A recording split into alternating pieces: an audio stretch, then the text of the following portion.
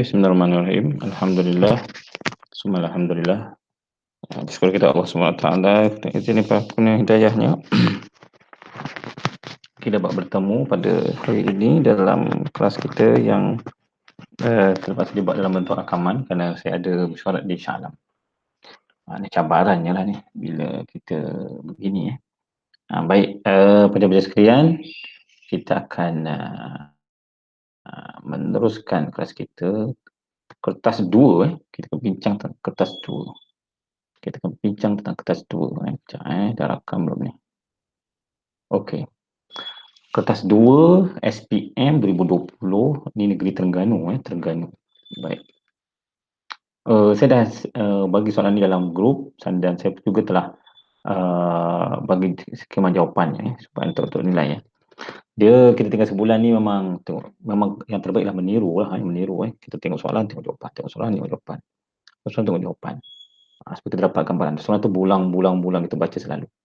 Sebab saya tengok nampak makin lama ramai yang cakap lah ni. Okey, tak apa, kita teruskan lagi. Baik, terangkan tujuan perniagaan menawarkan barangan. Apa terangan tujuan? Tujuan. So, bahagian A, bahagian B ni kena skor. Bahagian C tak jawab pun tak apa. Ini 80 markah. Soalan simple dan kita boleh berulang-ulang soalan. Tujuan perniagaan menawarkan barangan atau perkhidmatan. Apa tujuan? Tujuan. Jadi jawapannya ialah kita tengok skema masing-masing. Pertama ialah apa saja jawapannya? Menawarkan barangan dan perkhidmatan. Tujuan untuk menawarkan. Apa tujuan? Tujuan untuk menawarkan barangan dan perkhidmatan. Itulah tujuan perniagaan. Barangan dan perkhidmatan ini. Kita jual servis rotek motor. So, tujuannya ialah nak memberi khidmat rotek motor pada orang. Contoh. Jadi, oleh kerana ada 4 markah, so, kena ceritakan menawarkan barangan atau perkhidmatan, ceritakan.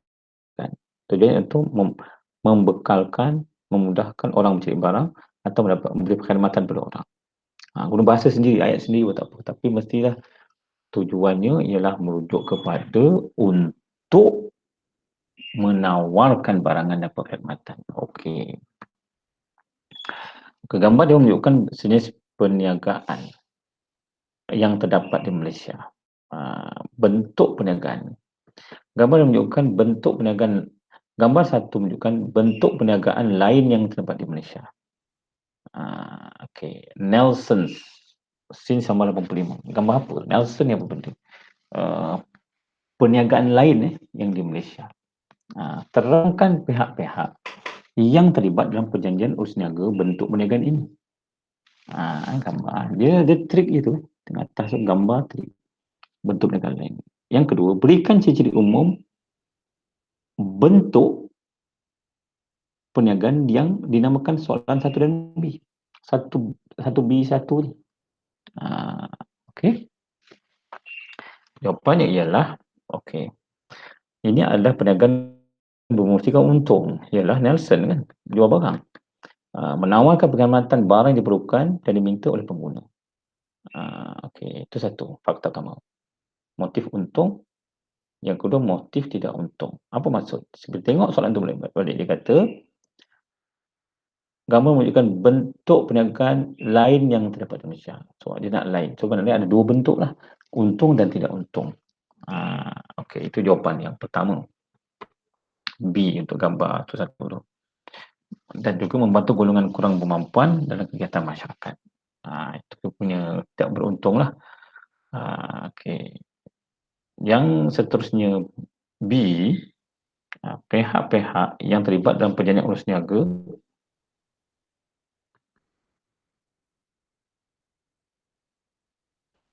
Okey, saya buat pembetulan sikit. Apakah tujuan berniaga menawarkan perkhidmatan? A, 4 markah. So, jawapannya tadi itulah. A, maknanya tujuan menawarkan barangan sama ada bermotifkan untung, 1 markah. Bermotifkan bukan motif untung, 1 markah lagi. Huraian kepada motif untung, 1 markah. Huraian kepada golongan yang kurang tidak bermotifkan untung juga 1 markah. Total 4 markah. Okey, B. Okey, B, apa itu B? B ialah gambar pihak-pihak terlibat dalam perjanjian urus niaga bentuk perniagaan atas. Ada Nelson. Ciri-ciri umum bentuk perniagaan dinamakan dalam soalan 1 B1. Nelson juga. Okey. Maksudnya, pertama pihak yang terlibat perjanjian perniagaan bentuk perniagaan dinamakan dalam bentuk soalan. Okey, contohnya franchise dan franchisor, 2 markah. Yang terlibat dalam bisnes atas ialah franchisee dan franchisor, dapatlah 2 markah. Sebab dia kata ciri-ciri bentuk umum untuk berniaga dinamakan dalam soalan 1B1. Okey.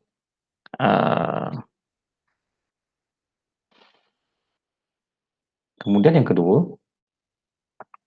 dia total semua 4 markah.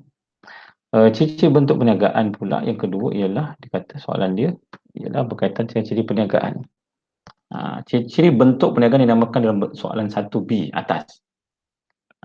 1B ni Nelson, iaitu pertama ialah mengikut sistem ditetapkan oleh franchisor. Kena follow, dia kata A, B, B, cara jual, cara persembahan. Perniagaan bertempoh ditetapkan dalam perjanjian. Franchisee berhak menggunakan rahsia dalam dagangan franchisor. Maknanya dia ada benda-benda yang dia kena pegang lah, tak boleh simpan. Franchisor bertanggungjawab untuk memberi bantuan franchisee membawa bayaran dalam bentuk fee, pembatasan lain yang dipilih oleh franchisor. Okey, dua. Dua ialah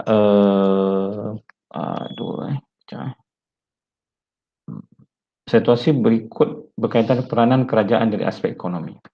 A dan B. A, kenaikan harga barang dan perkhidmatan secara berterusan. B, kejatuhan harga barang dan perkhidmatan secara berterusan.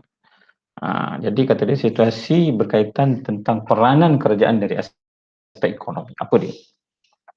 Peranan kerajaan dari aspek ekonomi. Pertama ialah menyatakan fenomena A dan fenomena B. Apa itu fenomena A? Kenaikan harga barang dan perkhidmatan secara berterusan. Aku naik, aku turun. Jadi yang kedua, jelaskan peranan kerajaan menangani masalah B. Apa tu masalah A dan B ni? Okey, kita tengok. Baik. Ini inflasi deflasi lah. Okey, fenomena A dan fenomena B H, 2 markah. Fenomena A dipanggil inflasi, fenomena B deflasi. Apa itu inflasi, itu deflasi? Fenomena A, harga barang naik dan perkhidmatan secara berterusan. Itu jalan. B, harga barang jatuh dan jalan perkhidmatan diteruskan macam biasa. Kenapa barang naik? Barang naik sebab orang nak barang naik. So berlakunya inflasi. Inflasi maknanya susut nilai. Okey, kalau dulu kita ada RM50 nak beli barang dekat kedai, dengan RM50 tu boleh penuh bakul kita, tolak kita. Tapi sekarang RM50 tak penuh, separuh. Bukan sebab duit kita laku, barang makin harga makin naik. Itu sebagai inflasi. Duit kita makin kecil, sebab barang makin naik. Jadi duit kita walaupun RM50 jadi kecil lah. Tak boleh dah beli barang besar-besar. Itu dipanggil inflasi, atau bila barang harga naik. Tapi deflasi bila harga jatuh barang, orang dah tak nak beli dah, turun. Macam sekarang ni kan turun harga lah. Rumah turun harga, orang dah tak beli, orang dah tak buat pinjaman lagi. Turun harga dan perkhidmatan secara berterusan. Kejatuhan harga. Itulah fenomena A dan B. Sebab orang dah tak nak lagi. Dulu orang masih nak aje, harga mahal, orang dah tak nak, dia terpaksa jual harga murah. Tapi tak laku, dia kena jual murah. Okey. Jelaskan peranan kerajaan dalam menangani masalah B. Deflasi ni maknanya barang yang tak laku. Apa kerajaan buat? Pertama, menurunkan kadar cukai. Kalau harga je diturunkan, syarikat tak ada duit. Pasal orang tak laku, jadi dia kurangkan cukai. Dah tak bagi cukai tak tinggi supaya orang jangan tutup kedai. Meningkatkan pendapatan boleh guna penduduk. Kerajaan bagi bantuan pada rakyat banyak-banyak supaya rakyat banyak duit beli barang. Yang kedua, memberi khidmat nasihat dan perundangan. Maknanya pergi jumpa khidmat nasihat kalau nak tutup apa perundangan-perundangan yang perlu dibuat, meningkatkan jumlah ekspor. Maknanya keluar, jual kat luar, jangan keluar kat dalam. Menurunkan kadar bunga kalau ada pinjaman, turunkan interest dia. Mengurangkan simpanan di bank dan meningkatkan perbelanjaan. Cara maknanya macam sekarang ni cara dia ialah dengan bila kita PSP tak dulu sebelum ni potong 12%. So kerajaan kata tak apa, kita bagi 9%. Gaji seolah-olah gaji meningkat, sebenarnya gaji dia juga. Jadi orang banyak duit dia belanja, orang banyak duit belanja. Itu pasal dia juga. Mengurangi simpanan bank dan meningkatkan perbelanjaan. Okey, graf kitaran ekonomi. Graf kitaran ekonomi. Okey.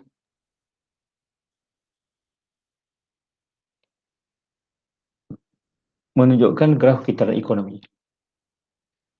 Kemudian jelaskan kitaran ekonomi yang berlaku pada pasal 1 dan 2. 4 markah. Pasal 1, pasal 2. Harga turun, harga naik. Okey. 2 jenis organisasi.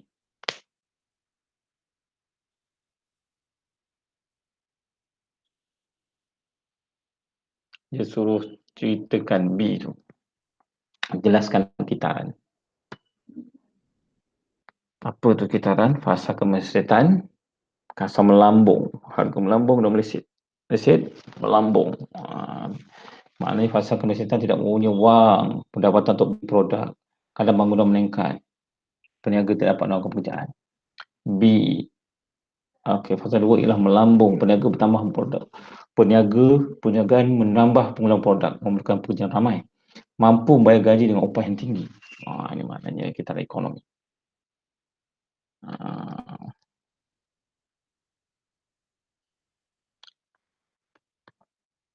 Itu adalah kitaran. Kitaran ini kita lepas jatuh kita akan bangun, jatuh balik, bangun, jatuh balik. Itu kitaran. Tak ada masalah. Tenang. Kemudian bawah menunjukkan 2 organisasi, iaitu Mercy Malaysia, Sabasun Hyper Runcit. Kita satu untung, satu tak untung. Objektif A dan objektif B. Semalam kita bincang MBM dengan DHERBS. Objektif. Sama sebiji soalan. Apakah objektif organisasi A dan B? Yang tadi bawah merupakan petikan ucapan pengurus besar Surias yang berada dalam mesyuarat ahli lembaga pengah. Tengok apa dia. Wabak COVID-19 melanda seluruh dunia dan akan menggagalkan pencapaian format objektif perniagaan kita secara keseluruhan. Terangkan 2 kesan kepada peniaga berdasarkan petikan di atas. Apa kesan dia? Senaraikan 4 aspek penting yang digambarkan dalam carta organisasi. Okey, baik. Kita tengok jawapan dia.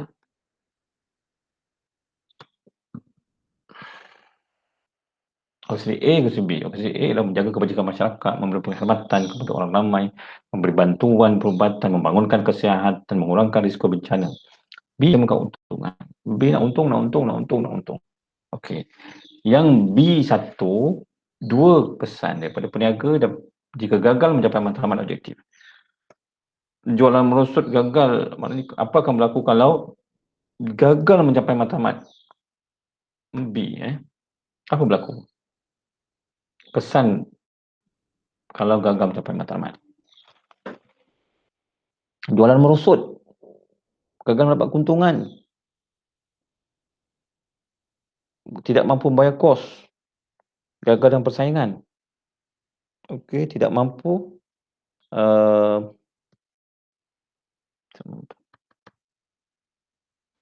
mengembangkan perniagaan, menjelaskan imej syarikat. Kesan, pilih je salah satu.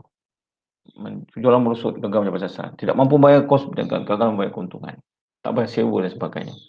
Itu kegagalan dia. Okey. Okey, B. C. Okey, C. Senaraikan 4 aspek penting yang digambarkan di dalam carta organisasi. Carta organisasi nak cerita apa? Jadi carta organisasi ialah membahagian kerja, pembahagian tugas dan tanggungjawab. Menghubungkan ada satu kerja dengan kerja yang lain. Jenis hubungan dan tanggungjawab, hierarki pengurusan dan pentadbiran. Okey, itu gambaran. Siapa atas dia boleh kuasa, siapa bawah dia tak berkuasa. Siapa ada ranting-ranting dia ahli je. Itulah. Kemudian 4, tujuan perniagaan di atas. 4. Gambar 3 di bawah berkaitan dengan jenis pengurusan di sebuah gudang perniagaan. Apakah jenis pengurusan tersebut? Nyatakan 5 tujuan pengurusan. Berikan maksud kemahiran kebolehkerjaan. Pertama ialah pengurusan stok. Tujuan perniagaan ini sepatutnya buat gudang. Dia tak jual, tempat simpan. Tempat barang simpan, pengurusan stok lah. 5 tujuan atau pengurusan ialah mengelakkan berlaku masalah kekurangan stok. 2, memastikan stok ada dalam tahap yang optimum. 3, memastikan proses pengeluaran berlaku dengan lancar. 4, mengurangkan kos simpanan stok. 5, mengelakkan berlakunya pembaziran. Itu macam mana kenapa kita mesti ada pengurusan stok. Kita pakai masuk je, hentam. Tak jadi. Apa dia maksud dengan kemahiran kebolehkerjaan? Kemahiran kebolehkerjaan ialah kemahiran dipenuhi oleh pekerja itu sendiri. Pekerja dipindahkan dari satu bidang kerja ke bidang kerja yang lain. Membantu pekerja melaksanakan kerja dengan cekap, kerja bersistematik, dan bolehlah beri contoh yang sesuai. Itu maksud kebolehkerjaan. 5. 5. Mengapa sebuah perniagaan mengambil perlindungan insurans? Insurans fizikal. Dia punya insurans bangunan dia. Maklumat berikut berkaitan tujuan sumber teknologi. Syarikat Miju Limited membuat keputusan mengikat kontrak saham selama 5 tahun, 6 tahun hingga ke-5 dengan 5 orang pejalan yang diberi latihan secara intensif di Korea. Mengapakah syarikat Miju sudah membuat keputusan berikut?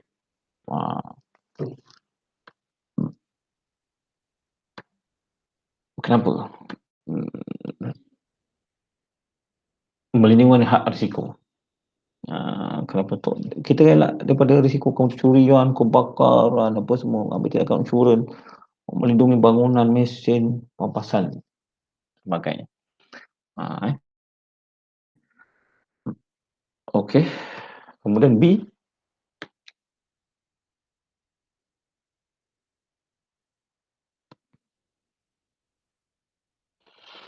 maklumat berikut berkaitan dengan tujuan pengusahaan sumber teknologi.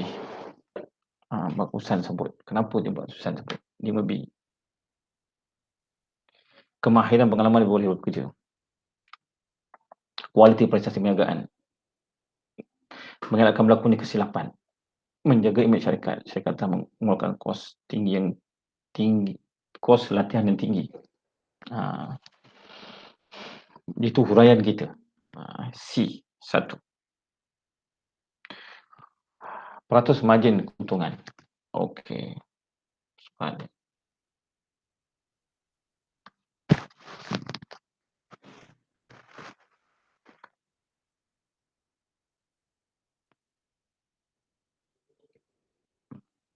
Maklumat berikut keuntungan.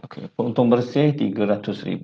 Jualan bersih 550. Modal awal 350,000. Kira peratus margin untung bersih. Kita tengok macam nak buat. 1.35 juta. Modal awal. Okey. Kira peratusan margin untung, 2 markah, untung bersih. Margin tu apa? Peratus pulangan ke atas modal. Untung bersih maknanya 3. Modal awal 1350. Okey. Peratus margin untung bersih. Apa itu peratus margin untung bersih? Okey. Peratus margin untung bersih adalah untung bersih kali dengan 100 bagi dengan jualan bersih. 54.5% jawapannya. Ikut kiraan tu kena buat macam ni. Kejap saya nak pasang ikon dia. Panas pula. Sebentar. Okay, 1 minute.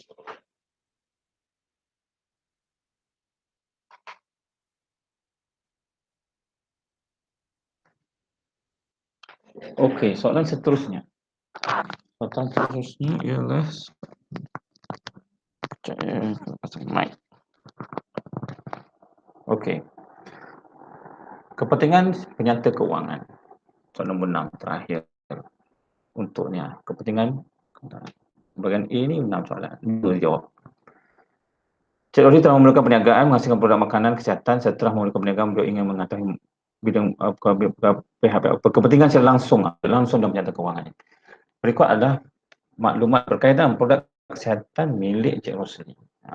Pembekal, pelabur, pemilik. Apa benda tu? Okey.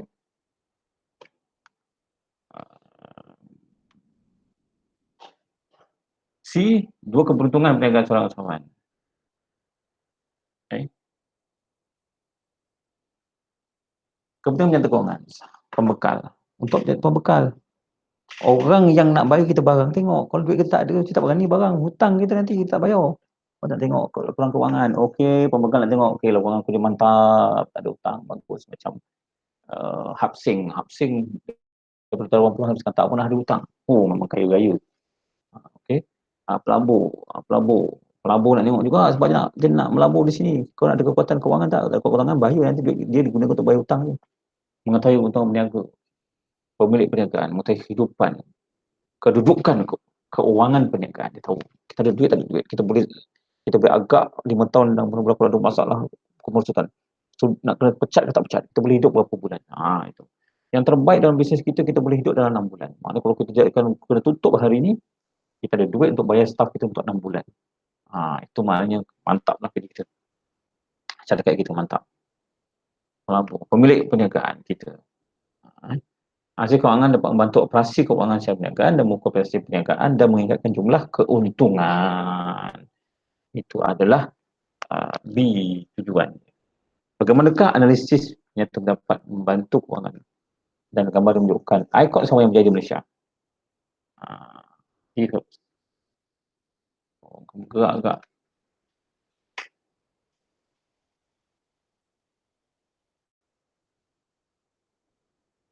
Nyatakan dua kepentingan perniagaan seorang usahawan. Dia untung banyak, dia kaya raya.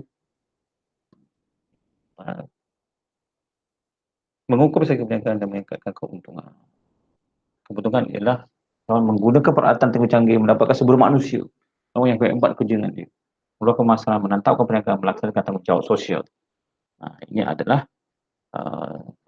untuk soalan 20 markah. Okey, ini kelas kita pada hari ini. Soalan nombor saya tak boleh nampak anda. So, tolong cakap tolong betul pada pelajar, tolong kita masa sekarang ini agak kritikal. Saya tidak mahu menakutkan anda. Tolong jaga solat, tolong berserah diri pada Allah SWT agar Allah Ta'ala menyebabkan otak kita ini menjadi padu dan mantap dan tangkap exam. So, tengok ini betul-betul, tengok soalan, tengok jawapan, tengok soalan, tengok jawapan. Kalau berulang 5-6 kali, mana soalan itu akan keluar balik. Kalau dalam aspek yang sebenar. Cuba buat ya, insya-Allah Ta'ala. Yang penting ialah keyakinan. Yang penting ialah persiapan kita untuk maju ke hadapan. Ini paling kurang kalau anda tahu macam mana nak berniaga, tidak menipu orang dan tidak ditipu orang. Itu paling penting. Yang penting tidak menipu orang. Tak pun kena ditipu. Ini adalah gambaran dia. Okey. Saya nak bagian B ni ada. Tengok soalan betul-betul, baca jawapannya. Tengok soalan, buat ayat, buat karangan, sambung. Sambung. Okey, kalau ada masalah dan cabaran, tolong maklumkan di dalam grup, tanya saya dan sebagainya. Anda akan dipermudahkan Allah Subhanahu Wa Taala. Insya-Allah. Terima kasih banyak-banyak. Wallahu a'lam. Assalamualaikum warahmatullahi wabarakatuh. Kita akan sambung pada minggu depan untuk tajuk yang lain. Terima kasih banyak-banyak. Semoga bermanfaat, keberkatan dan keselamatan. Semoga Allah Ta'ala memberikan kesihatan kepada kita dan memberikan kita ganjaran yang tinggi, insya-Allah Ta'ala.